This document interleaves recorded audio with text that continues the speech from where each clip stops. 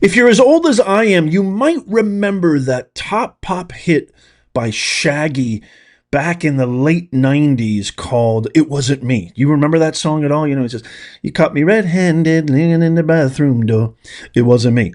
Anyway, I can't sing it, otherwise I'll get a copyright strike, and you don't want me to sing it anyway. But this is kind of the emblem, the sort of anthem of the hypocrites, aka the Democrats. I call them the hypocrites because their hypocrisy just bleeds into everything that they do.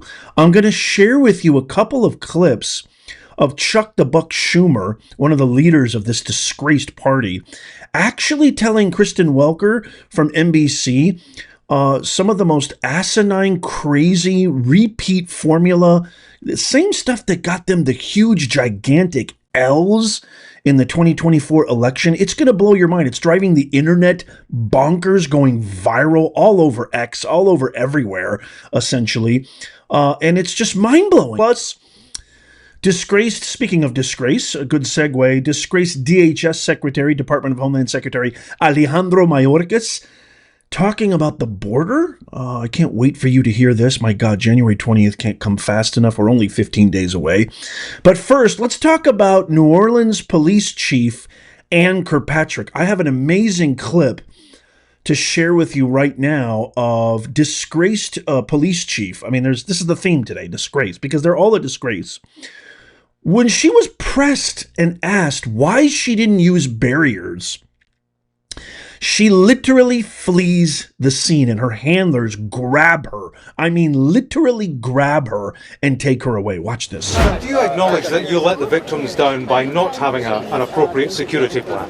Oh, that's not the correct. That's not correct. We would disagree with that. We had It was a a plan security that allowed an attacker to drive into a crowd. and I take exception to that, and I do not agree with that. That has We to had be a failure. plan.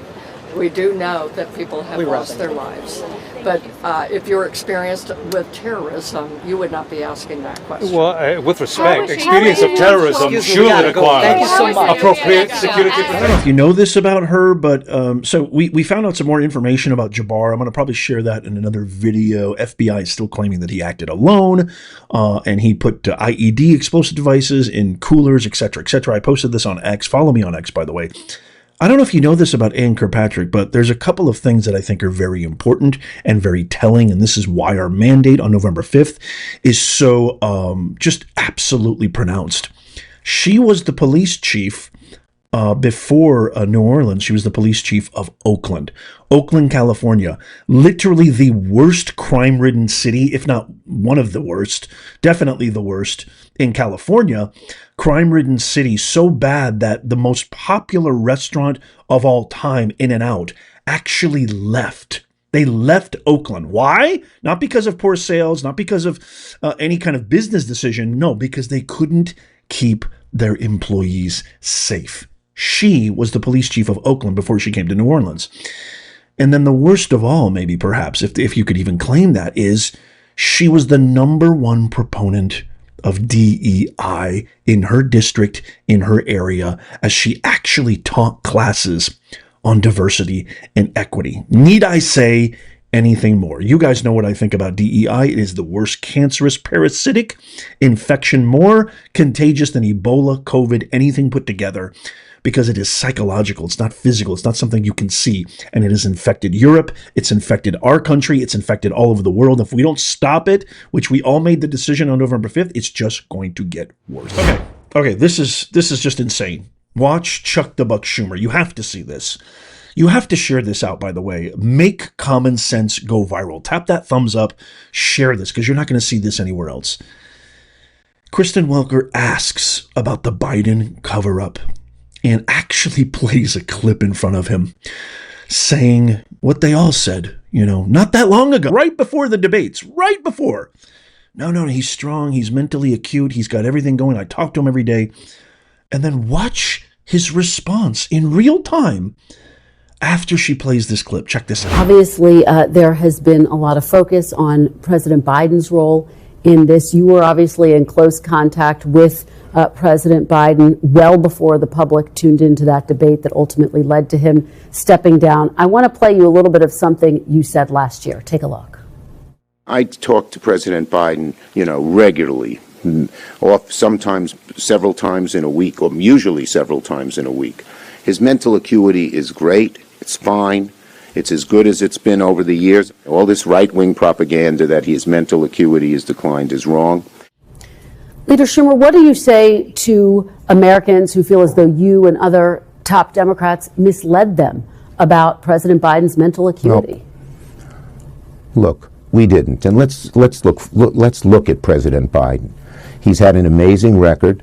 The legislation we passed, one of the most significant groups of legislation since Lyndon Johnson's Great Society, putting in 235 judges, a record, and he's a patriot. He's a great guy.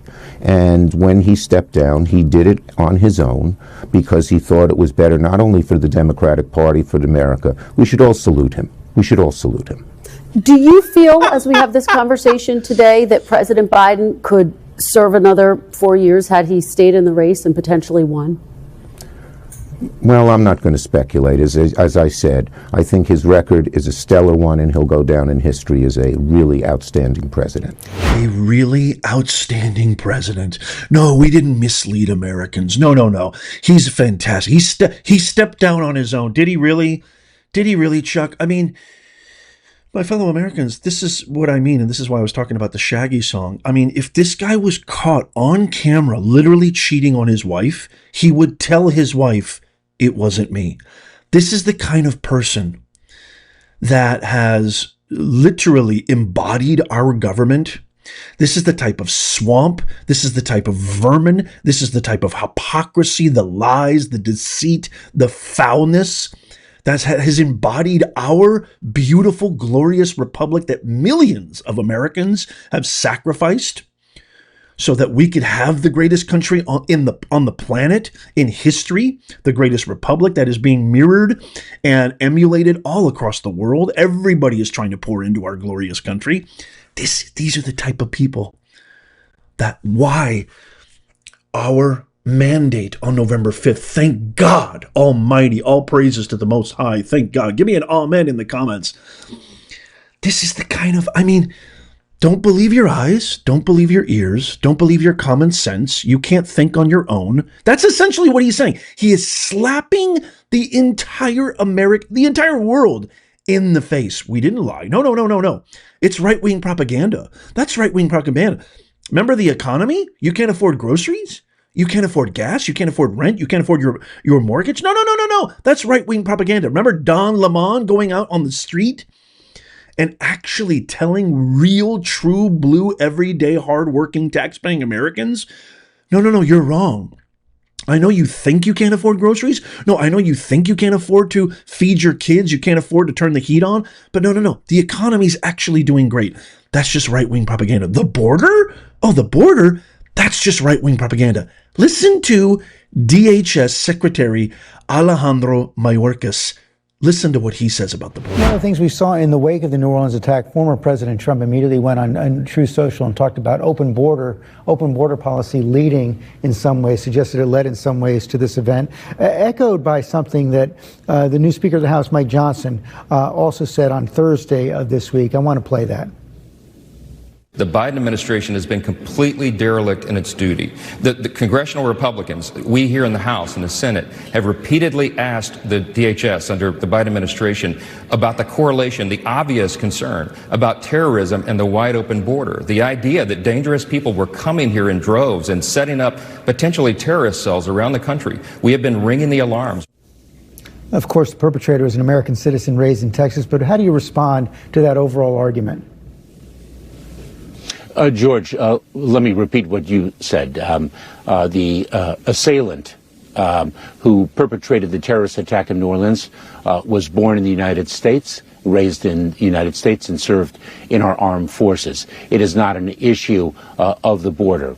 With respect to the border, our highest responsibility, and one that we work to fulfill each and every day throughout the Department of Homeland Security, throughout the federal government, is the safety and security of the American people. That is what we have incredibly talented and dedicated individuals doing every day in their career. Translation, the border is not a big problem. So you have, again, the same exact apparatus, the hypocritical, propagandist woke media, which Slopodopoulos is like one of the ringleaders of, heightening, augmenting, and amplifying this message that no, we don't have any problem with the border. There's no terrorists here, even though we know for a fact that we have thousands of ISIS, Al-Qaeda terrorists literally in our country because Biden and Harris let them in, gave them the red carpet. You have Chuck the Buck Schumer being amplified that no, we didn't do anything wrong. No. It's all right-wing propaganda. Everything's right-wing propaganda. No. The same exact song, the same exact formula. And my fellow Americans, my fellow global citizens, if we're not careful, which is why I want you to share this and tap the thumbs up, because we need to make common sense go viral. If we allow this to happen, if we don't call them out, if we don't hold them to account, the swamp is never going to go away. Yes, we have Trump. Thank God. Yes, we won. Yes, we have the mandate. Yes, but it's going to take a collective effort. Because like it or not, and it pains me to no end, we have over 70 million of our fellow citizens who fell for all this crap because they voted. They actually put down their sacred, civic, American revolutionary, afforded right and freedom to vote. They actually put down their vote for this vermin ideology, for this anti-American, anti-capitalistic, anti-security, America last party agenda and ideology. They fell for it. Hook, line, and sinker. Some of you know exactly who I'm talking about. Some of the people that are watching this right now might even be some of those people. Some of the people you guys watching this right now know family members, neighbors who actually fell for this crap. So it's a collective effort. We need to fight as hard as we can. My point is, long story short, they're already starting over again. They're already starting over again. Look, we fooled them. We duped them before. They actually think they didn't lose in a landslide. We got, President Trump didn't get 50% of the popular vote, even though he did, because California is a joke. And all these states that Kamala won, there was no voter ID. If there was voter ID, he would have won by a landslide, even more so than he did. They're going to start all over. They're starting from scratch. They're taking that as not a huge loss, not a huge pronouncement from the American people. We're sick and tired of your crap. No, they're actually emboldened by that. They feel bolstered by this insane result, and they're doing it again. They're starting all over from scratch. We're going to keep doing it. We're going to keep vilifying it. You got one of the most vilest human beings to ever walk the earth, Nancy pushing up Daisy's Pelosi, headed back to Washington. She's going to try to sow dissension. They're all trying to sow divisiveness, sow hate, sow disconnection, lies, deceit, everything. If we don't hold them accountable, because they're never going to stop, we never have to stop. That's why I want you to tap the thumbs up and share this with everybody. But I got another clip. From Chuck the Buck Schumer. You thought it was over. You thought that was it. Everything's right-wing propaganda. Listen to what he says when he was asked directly, why do you guys think we lost? Meaning we, the hypocrites. Why did you guys lose in 2024? Watch this. So we did a lot of good things, but all too often, Kristen, we talked about the mechanics of the legislation and the details of the legislation, and we really didn't show the kind of empathy and concern to average, or show enough of it to average working families who didn't realize how much we had done and how much we care for them. Are you absolutely kidding? Oh, we didn't realize how much they cared about us. That's the problem. That's why they lost. We were unaware. We were totally unaware. No, it is the most insulting thing. We went through the mechanics of our legislation, but the American people, translation, the American people are too stupid for that. They don't understand legislation. They don't understand mechanics because they're too stupid, which is why we try to censor every social media platform, censor the media, censor their right for free speech at every turn so we can control the narrative because they're too stupid. They can't think for themselves. We need to think for them. How insulting is that? It's not the fact that we don't have any money. It's not the fact that we don't feel safe. It's not the fact that we've spent over $200 billion of our hard-earned tax dollars, etc., in the Ukraine forever wars. It's not the fact that you guys have lied about a sitting president. It's not the fact that you executed a coup on a sitting president. The party of choice doesn't give anybody a choice. You just installed puppet, phony-in-chief Kamala Harris. No, it's not any of those things. They didn't know we loved them. They didn't know we cared about them. All kidding aside, this is so dangerous. These are dangerous people. I make jokes and you see me laughing, but it's like that old blues song. When you see me laughing, I'm laughing just to keep from crying. I'm laughing just to keep from crying. You know, the whole mission of my channel, the only reason I'm doing this, it's not, I mean, I get comments all the time. Oh, Nez, you're just, no. You're doing this, you're a grifter, you're doing this for money. No, not even close. I run businesses. I've been running businesses for 30 years. And I also worked in the public sector as a professor. I don't just call myself professor for kicks and giggles. Many of you guys know this. I'm doing this for my kids. I'm doing this for my grandkids. I'm doing this for my grandkids' grandkids. And I'm also doing it for the millions of American servicemen and women who sacrificed for our country so we can be the greatest country on earth. I was watching this amazing documentary on Ulysses S. Grant. Obviously, most of you guys know Ulysses E. Grant was one of the greatest generals of the Civil War, also became president. This was an Ohio farm boy, uneducated, who pulled himself up from his bootstraps, a lot like J.D. Vance. I mean, there's a lot of similarities. Came from nothing, became an amazing soldier, became an amazing general, was there at Appomattox when General Lee surrendered unconditionally.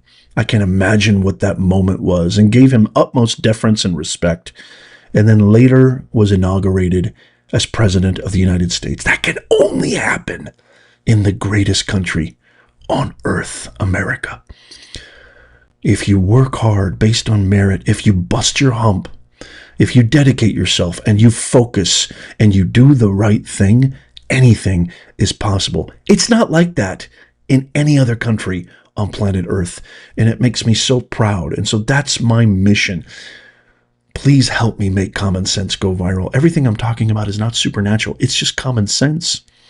Critical thinking is our sovereignty. If we lose that and we listen to people like Chuck the Buck and the other Hippocratic slime telling us that they know what's good for us, that they should be thinking for us, they should be censoring other people and telling us what to believe, think, see. I mean, it's unbelievable. We didn't mislead. He actually says we didn't mislead the American public. Don't believe your eyes. Don't believe your ears. Believe me is essentially what he's saying, because you're too stupid. His message to America, you're too stupid to think for yourself. I vehemently disagree, and I hope you'll join me. I can't wait to get your comments on this. Let me know in the comments down below. Sign up for our free newsletter that's in the pinned comment, show notes, and description. It's kind of like your insurance policy, so you never miss out, and it's free. We don't spam. We don't share your email. That's not the Nez Nation way.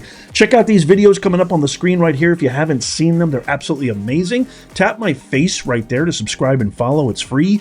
And as always, may God bless you, and may God bless America. We'll see you soon.